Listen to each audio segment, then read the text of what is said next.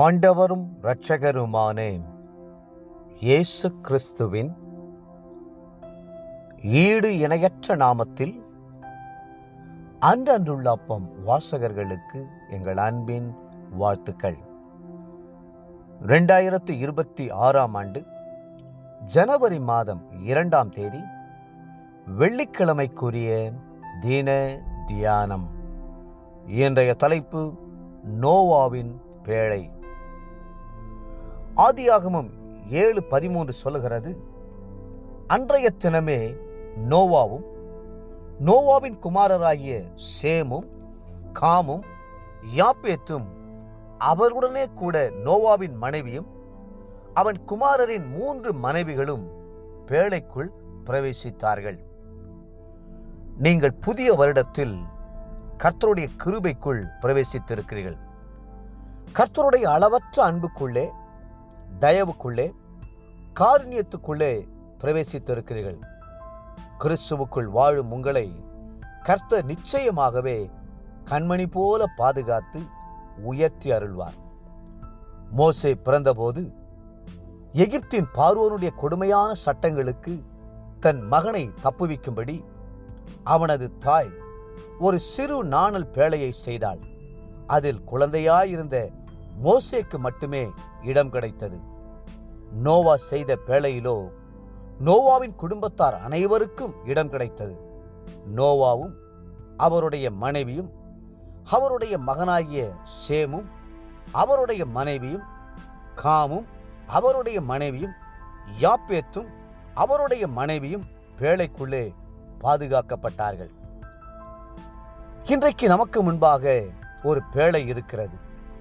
அது இயேசு என்கிற ஜீவனுள்ள பேழை. அதிலே ஒருவருக்கோ 8 பேருக்கோ மட்டுமல்ல, அவருடைய நாமத்தை விசுவாசித்து அவரை ஏற்றுக்கொள்கிற அத்தனை பேருக்கும் இடம் உண்டு. இன்றைக்கும் அந்த பேழையின் வாசல் திறந்திருக்கிறது. நம்மை பேழையில் கூட்டி சேர்த்துக் கொள்ளும்படி கிறிஸ்து ஆவலுள்ளவராய் இருக்கிறார். நோவாவின் குடும்பத்தார் அந்த பேழைக்குள் பிரவேசித்தார்கள். தேவப்பிள்ளைகளே, நீங்களும் உங்களுடைய குடும்பத்தாரும் எங்கே இருக்கிறீர்கள்? பேழைக்குள் இருக்கிறீர்களா அல்லது பேழைக்கு வெளியே நிற்கிறீர்களா? உன்னதமானவரின் மறைவில் இருக்கிறீர்களா அல்லது வானத்தின் கீழங்கும் திறந்துவிடப்பட்ட நிலைமையில் இருக்கிறீர்களா? சர்வ வல்லவருடைய நிழலில் தங்குகிறீர்களா அல்லது மாயான உலக சிற்றின்ப நிழலில் தங்குகிறீர்களா? இன்றைக்கு உலகத்தின் முடிவுக்கு வந்திருக்கிறோம். தனிப்பட்ட மனிதனுக்கும் முடிவு உண்டு.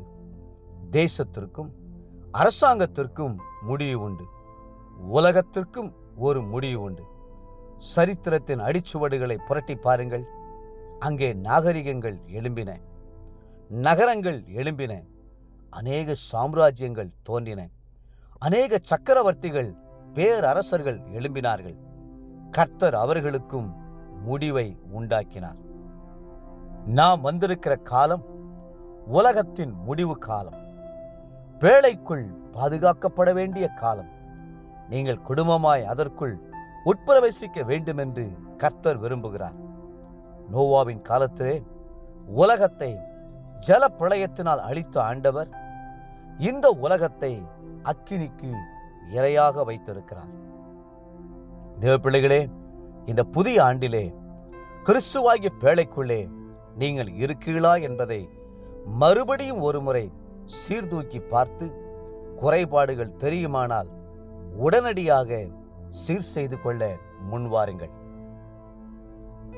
இன்றைய நினைவிற்கு 1 பேதுரு 4:7, எல்லாவற்றுக்கும் முடிவு சமீபமாயிற்று, ஆகையால் தெளிந்த புத்தியுள்ளவர்களாயிருந்து ஜெபம் பண்ணுவதற்கு ஜாக்கிரதை உள்ளவர்களாயிருங்கள். இன்றைய வேத வாசிப்பு காலை ஆதியாகமம் 4, 5 மற்றும் 6ஆம் அதிகாரங்கள், மாலை மத்தேயு 2ஆம் அதிகாரம். அன்புக்குரிய அந்தனுள்ளப்ப வாசகர்களே, மீண்டும் உங்களை வாழ்த்துகிறோம். நீங்களும் உங்கள் குடும்பமும் கிறிஸ்துவின் பேழைக்குள் வந்துவிடுங்கள். கர்த்தர் தாமே உங்களை ஆசீர்வதித்து மென்மேலும் உயர்த்துவாராக. ஆமென்.